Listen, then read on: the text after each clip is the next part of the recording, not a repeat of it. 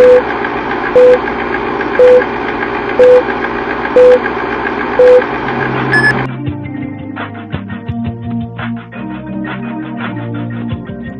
I'm back. You know, it's about time we stopped apologizing for everything. Come on. Black slavery ended completely in 1840. But this is 2024, and people are still apologizing for slavery. Come on. You got to ask yourself why we continue to patronize Black Americans.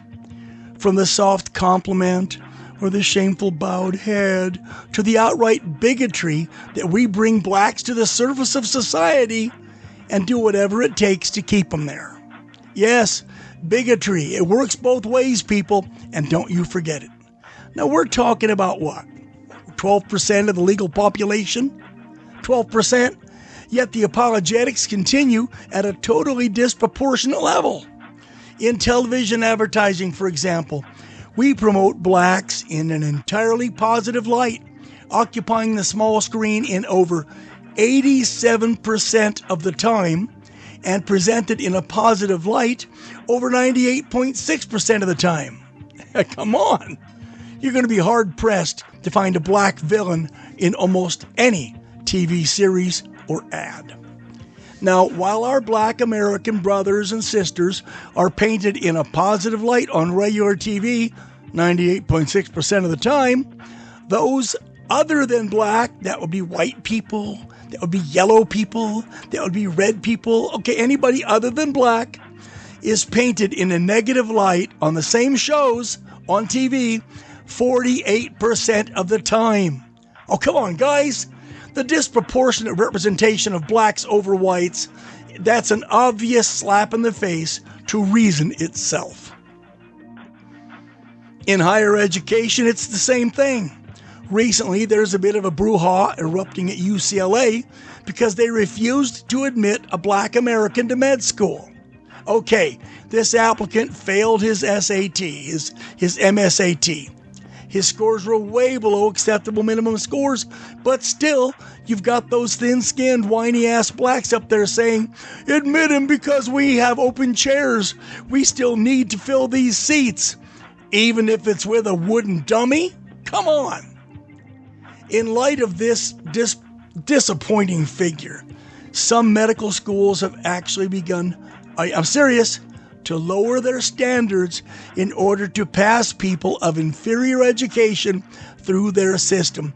They feel that it behoves them to give more blacks medical degrees, even if they don't qualify by today's standards. Hell, change the standards.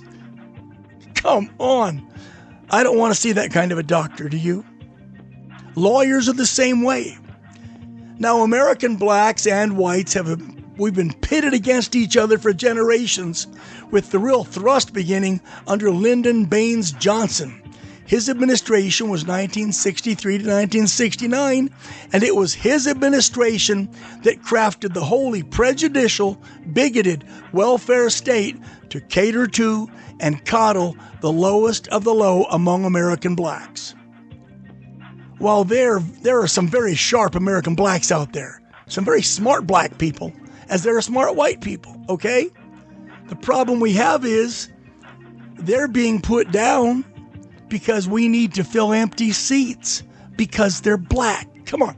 Our very society has become so damn sensitized to the non-existent plight of the black man that the truth is all but lost by design. Remember that while black slavery was totally abandoned 184 years ago, still we hear cries for reparations and affirmative action programs and other handouts exclusively available to black Americans. You know, the Irish were enslaved in this country as well as the Chinese for nearly 100 years. There are no cries for reparations or other welfare or charity programs to give them a leg up on everybody else. Maybe it's because they want to work. They don't want a damn handout. Well, blacks and whites are humans, and 12% of people, humans, legally in the United States are black. 12%! Come on! Wouldn't it seem to be fair if we saw blacks in about 12% of television, motion picture, advertising, college admissions, etc. 12% of the people, if I see 12% of them, or even close, even 20, that's close. That would certainly seem to be fair. But in the light of our current social sensitivities, and we're so afraid of offending them because they're black, that ain't about to happen. Not happening. I wish it was, but it's not. It's time we stopped apologizing for the sins of our great-great-great-great-great-grandparents.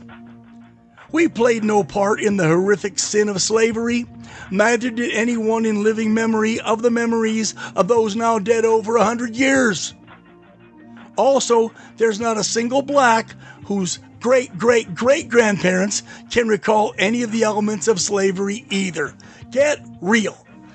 It's ancient history, people. Get over it. Move on. Get on with your lives. I'm Max, and that's the way I see it.